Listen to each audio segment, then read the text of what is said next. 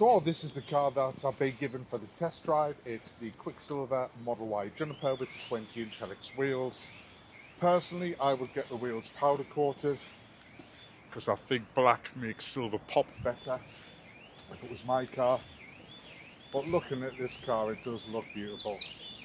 From the front end, the car is just totally transformed from the sort of the fishy look that it gives on the Legacy model, and it just looks so much more futuristic.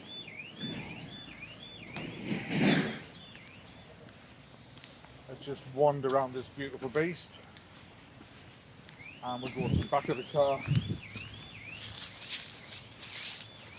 And doesn't it look good? So I just want to try something out. So what I've done, I've moved this chair back as far as it will go. Now if you look here, it should catch the back, like the backrest. I'm just going to drop it down a bit more. Now I'm going to drop the seat and see what happens. As you can see, the front seat is moving forward to allow for the back seat to come down. Can you see the seat adjusting? That is a fantastic thing to have, because in my car, when I drop the seats down, then I have to go to the front, pull the seat forward to allow the seat to drop down. But the car senses that there's an obstruction there and adjusts itself. Right guys, so I'm just going to go through the screen and we'll go through to see if there's any differences. So straight away I've gone to controls, and if you look here, this has changed. The font is different and the layout's different as well. So if we go to dynamics, on this one you've got chill mode and sport mode, and you've got deceleration, that's different as well. So you've got reduced and standard. Everything else seems pretty much the same. Charging, now that looks different as well. The graphics on there are different. Autopilot,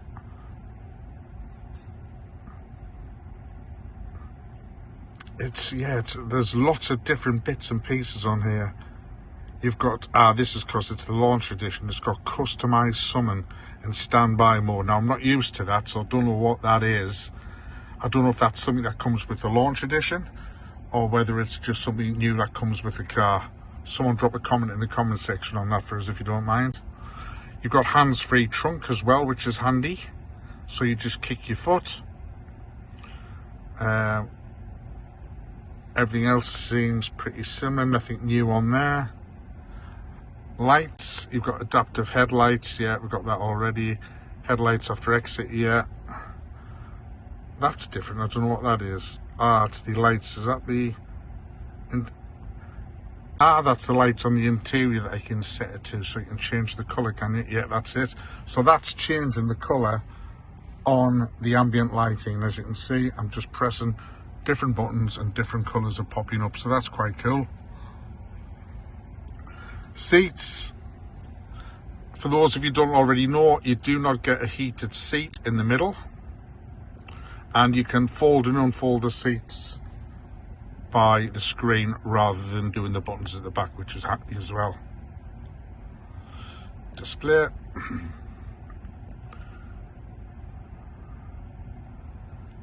Yeah, vehicle logo shows the vehicle introduction when the display powers on, so obviously that's different, and everything else seems pretty normal. Schedules the same, safety looks the same, service, yeah, again it's different fonts, the fonts look different. And then obviously this car's done 406 miles, it's the launch edition, and it's got full self-driving on it as well on this one. But here in the UK we can't really utilise that.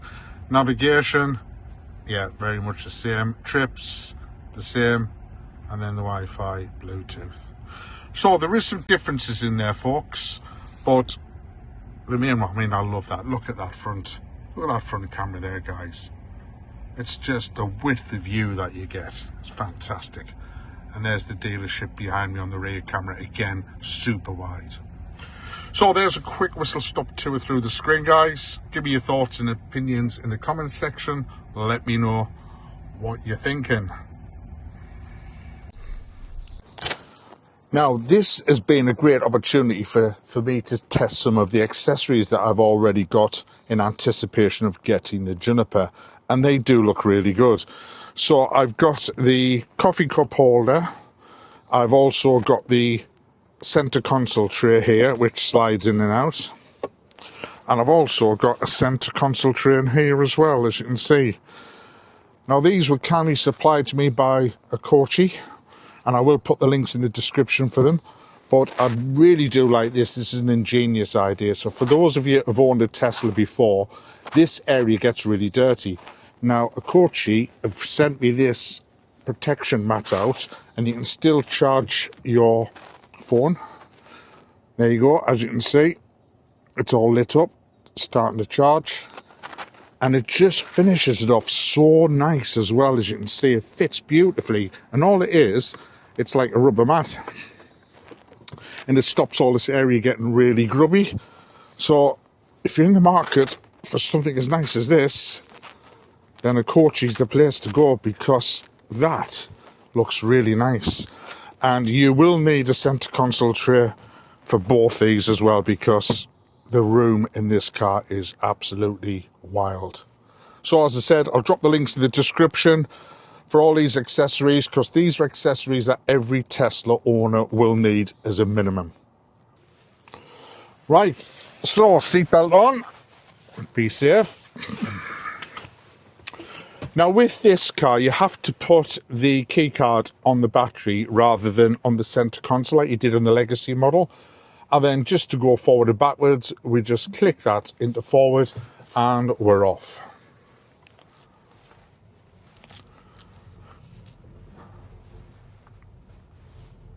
So, let's see what this is like at faster speeds, because it was really, really quiet when I was doing the journey around London.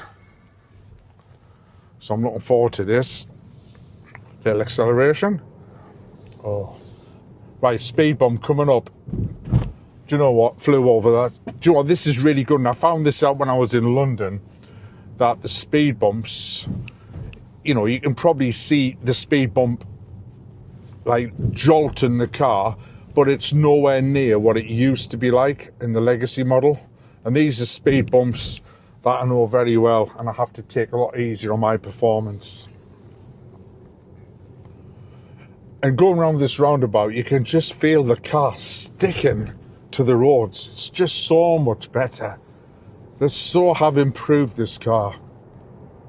I'm sure you can tell, you know, I'm doing, what, 40 mile an hour now, and the cabin is just completely different. You know, I know they've done a lot of different acoustics with the, you know, with the interior and the glass and everything else, but whatever they've done an absolute cracking job on it. It's just a completely different car now.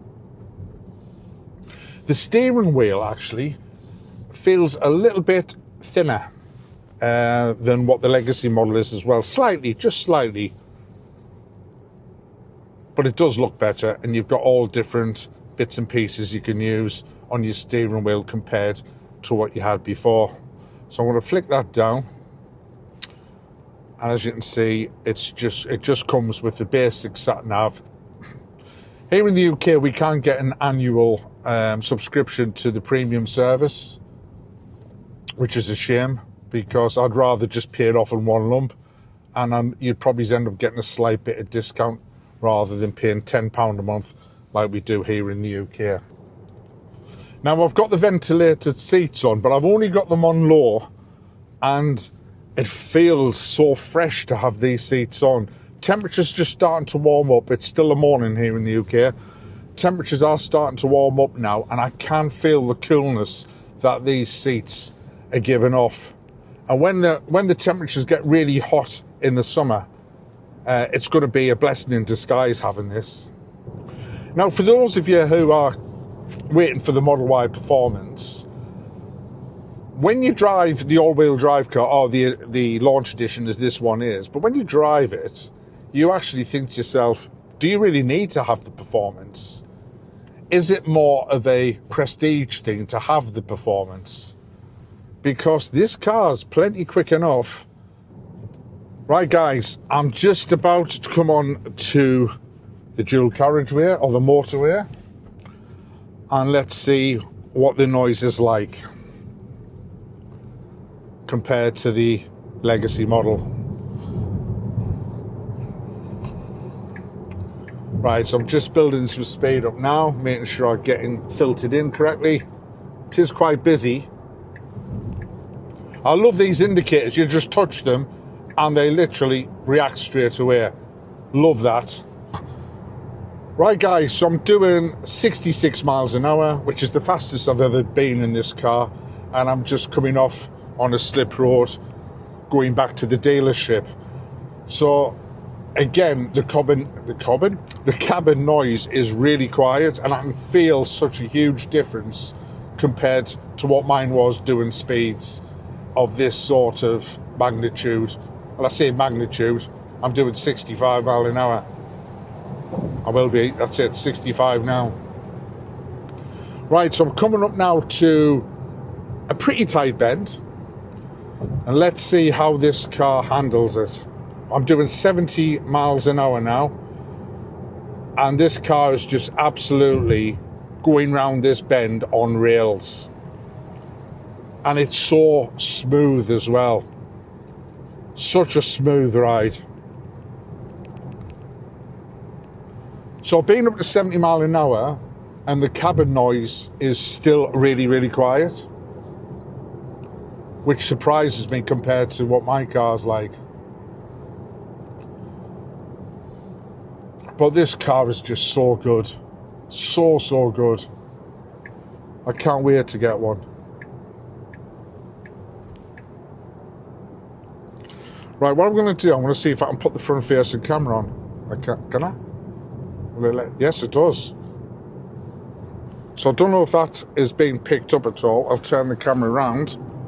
Don't know if you can see that, but I'm on the front face camera there, and it looks really, really good.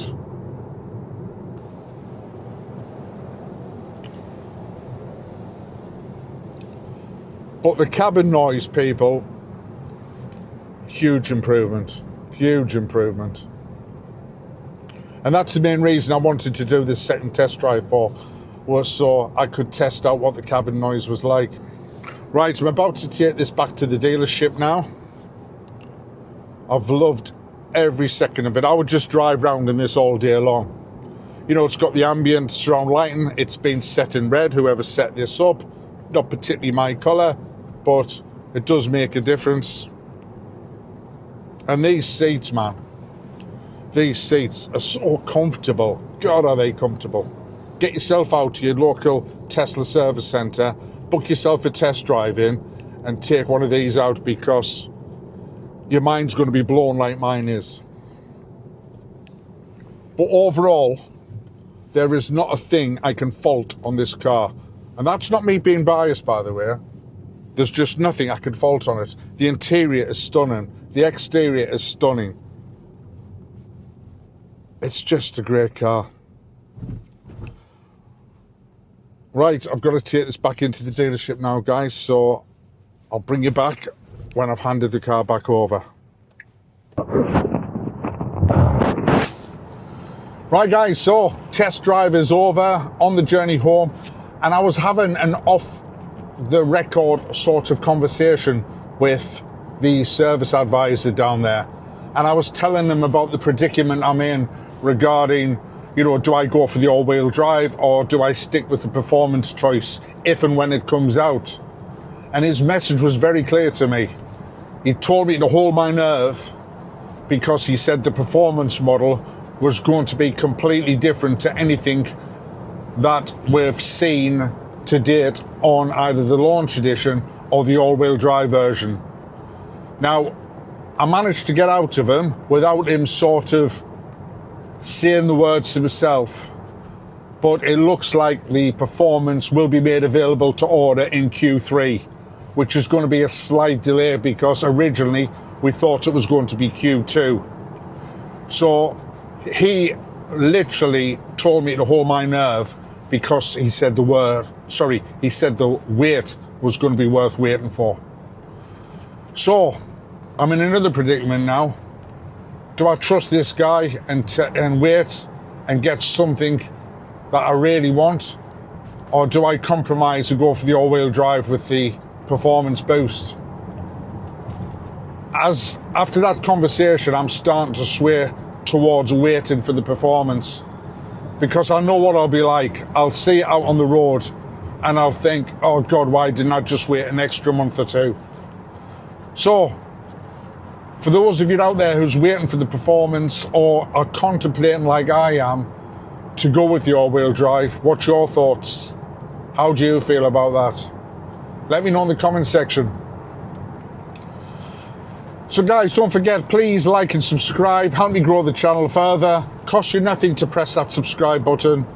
And I'll catch you all on the next video.